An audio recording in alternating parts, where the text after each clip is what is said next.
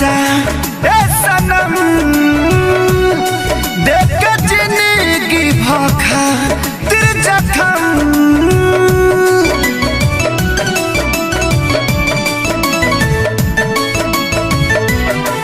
जा जाइबू तो जा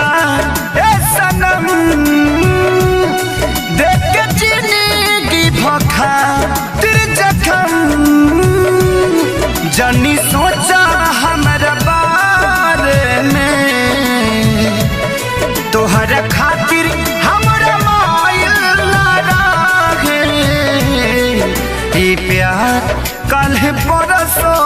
के काजिल न रहे भुला गइल वैसे